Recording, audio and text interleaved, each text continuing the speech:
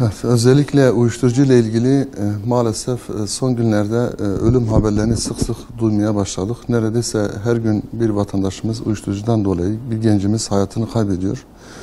Gerçekten bu sonuçları çok can yakıcı bir olaydır. Bununla ilgili elbette ki devlet kendince bazı tedbirler almaya çalışıyor, önlemler almaya çalışıyor, cezai müeyyideler uyguluyor.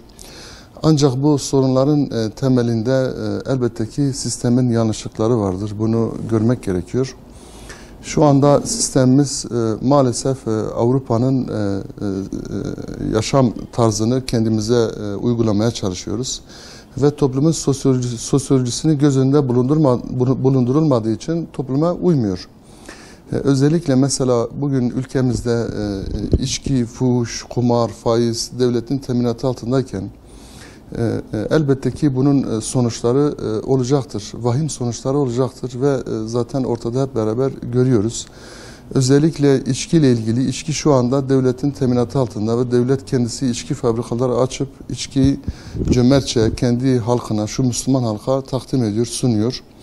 Şimdi içki insanın aklını devre dışı bırakıyor. Yani insan akılla üstündür. Akılla bütün mahlukatta üstünlüğü vardır. Ve bütün mahlukat insana hizmet etmektedir. İnsana hizmet için yaratılmıştır.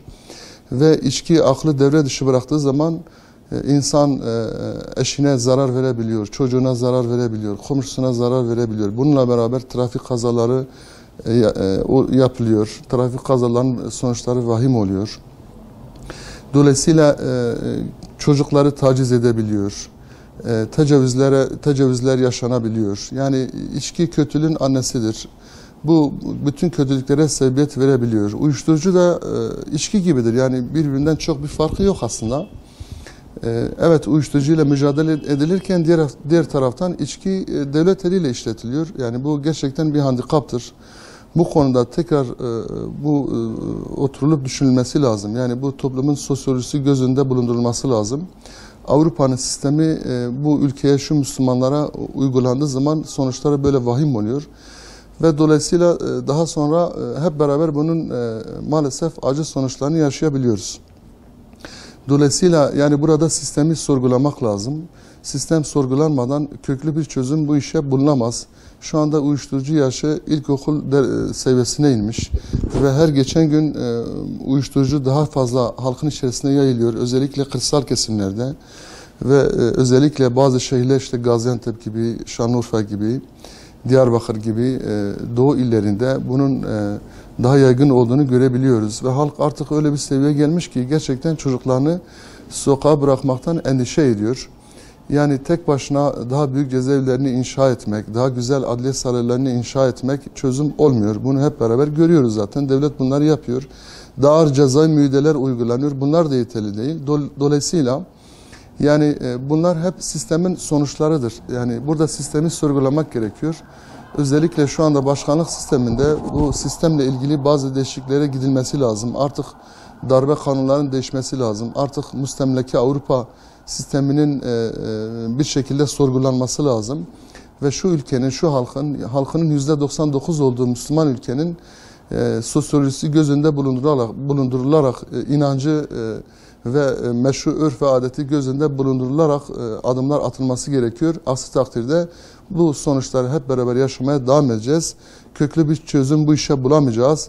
Bütün bulacağımız çözümler lokal olacak ve kesinlikle temelden, kökten bu işi çözemeyeceğiz. Ve her gün ölümler daha fazla yaygınlaşacak, gençlerimiz daha fazla uyuşturucu müptelası olacak ve teker teker bu şekilde gençlerimizi kaybetmeye devam edeceğiz. Şu anda yani sürekli sık sık bu haberleri duyuyoruz. Ailelerle görüştüğümüzde aileler feryat-ı figan ediyor. Maalesef ellerinden hiçbir şey gelmiyor. Kendi çocuklarını tutamıyorlar. Çocuk uyuşturucu müptelası olmuş. Hastaneye götürüyorlar. Tedavi olmuyor.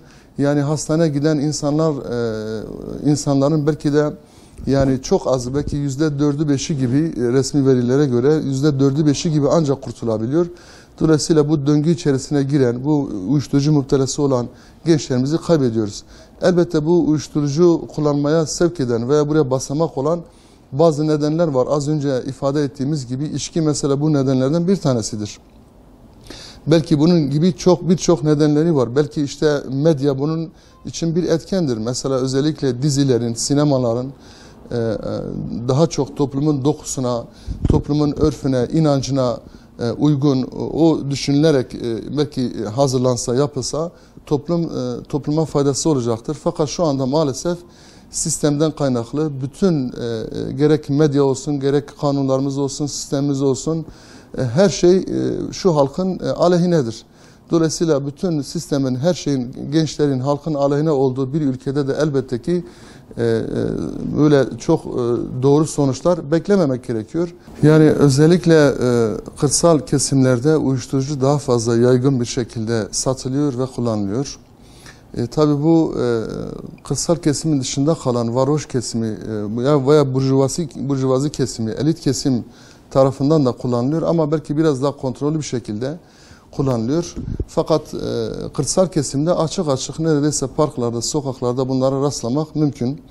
Ve kullanan gençlere rastlamak mümkün. Gençler yere serilmiş, baygın bir şekilde yatıyor. Dolayısıyla burada bu kullanan gençlere yönelik operasyonlardan ziyade daha çok bu işin baronları, bu işin torbacıları, baronları, toptancılarını bulmak gerekiyor. Bunlara yönelik operasyonların yapılması gerekiyor. Bu kullanan gençler herhalde kendileri bunu üretmiyorlar.